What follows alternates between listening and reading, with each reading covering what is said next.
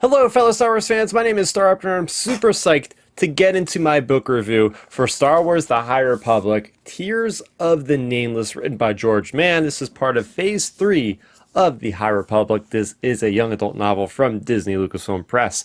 This is a big one, guys, because we are starting to, as you might not believe it, get towards the end of The High Republic. We are in Phase 3, Trials of the Jedi. This book centers around Reath Silas, who is desperately on a mission to find the way to stop the Nameless, to stop this blight that is just taking over the galaxy. It's not understood where this comes from, how to put an end to it, and that's really the heart of the story. This is really a big mystery story of unraveling how these things interact with one another, and if they do, right? So getting into the things I liked first and foremost is the seriousness, the stakes that are at the play here.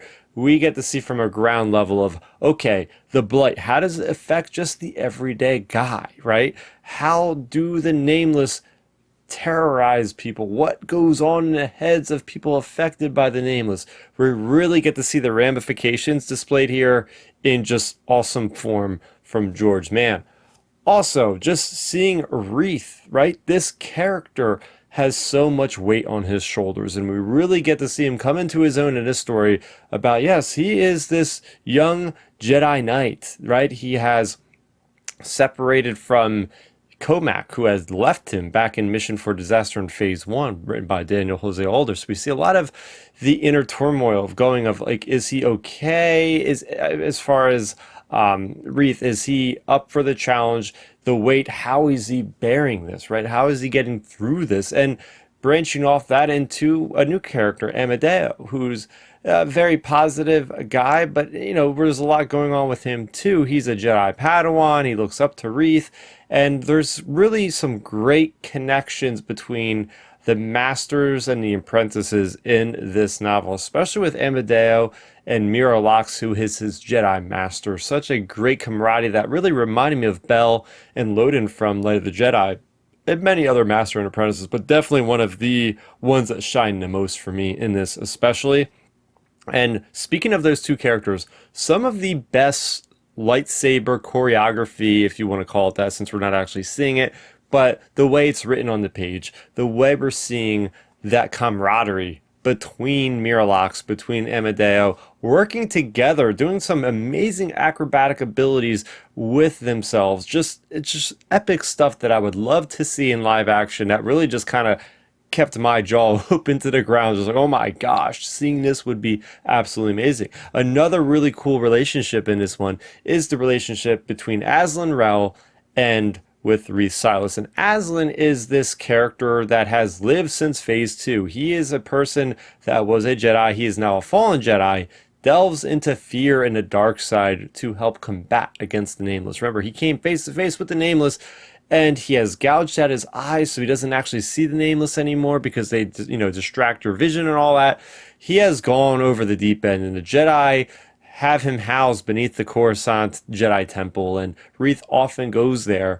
And it really is interesting because we're seeing that Aslan wants Reath to use fear to fight against the Nile, or fight against the Nile and the Nameless, yes, but it's not the Jedi way, as you could imagine. And this always gives me like that Anakin and Palpatine kind of relationship in this High Republic era of just, okay, this is a quick and easy path using fear, but is there another way to do this? So I loved seeing those scenes that were very tense. You didn't know what was going to happen.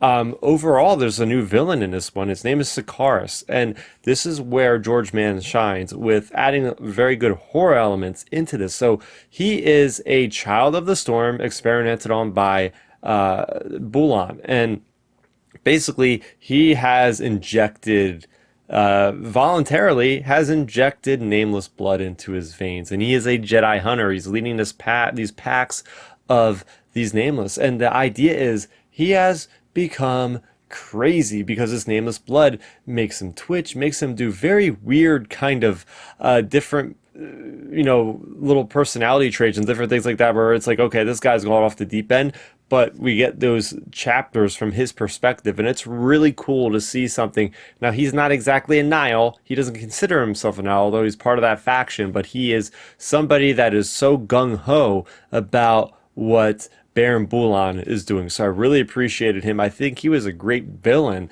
to really stand up against Reath and the others there.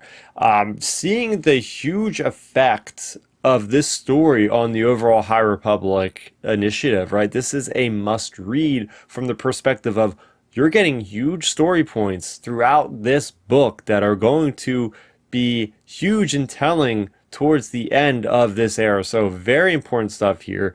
The mystery pacing with Reath, with Amadeo, just uncovering more of the plot as they're going around, right? We've seen mystery in the Attack of the Clones story with Obi-Wan Kenobi. It gives me a lot of that vibes of Reath. He is that studious guy that's in the Jedi archives a lot, but this story actually gets him to go out of his comfort zone, to actually go into the field to start studying things. So I really appreciated that. There are some serious gut punches in this novel. George Mann does an incredible job, especially with some of these newer characters, building these characters up, putting again in the stakes of this story to make us actually care about these characters. There was a moment that I actually, kind of closed the book and contemplated walking away, because that's how much I was really hooked in the story and how much I got hit in the feels at a certain moment in this book. So yes, it definitely evokes those memories of me reading Game of Thrones, and I'll leave it at that. If you know what I'm talking about, then you know what I'm talking about.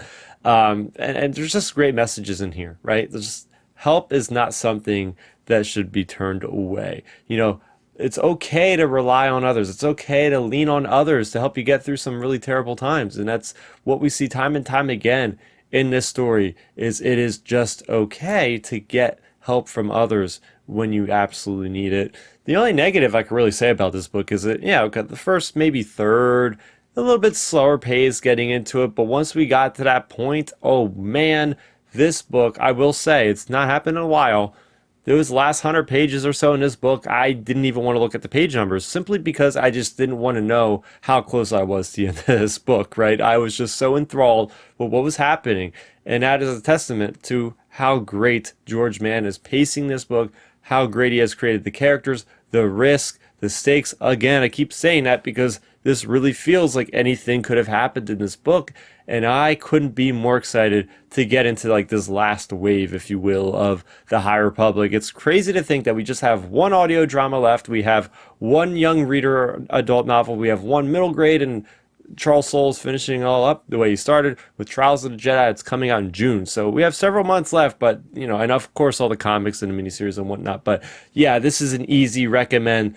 9 out of 10 for me. For Tears of the Nameless, there might be some tears in this book from you reading this, and that was a great title for this book. It really gets into how you may feel reading this book, and that's just a little bit of a tease for you guys out there. But for more on Star Wars, especially the High Republic, I'm always talking about the High Republic on this channel. I've reviewed basically every single thing that has come out in the High Republic and have done some kind of expositional exploration into this era. So if any of that sounds interesting to you after watching this review, there's plenty of other content for you guys to consume. Simply subscribe to the channel for more future videos on Star Wars. And that's going to do it for me, Star Wars. Thank you so much for watching, and may the Force be with you always. Thanks for checking out the video. Please hit that thumbs up symbol. It helps me know that I'm making content that you guys enjoy. And if you enjoyed this video, I also included 2 videos down below you guys should check out. And please consider subscribing to this channel. It helps support me, and it notifies you guys of when I get new videos up on the channel. You can also contact me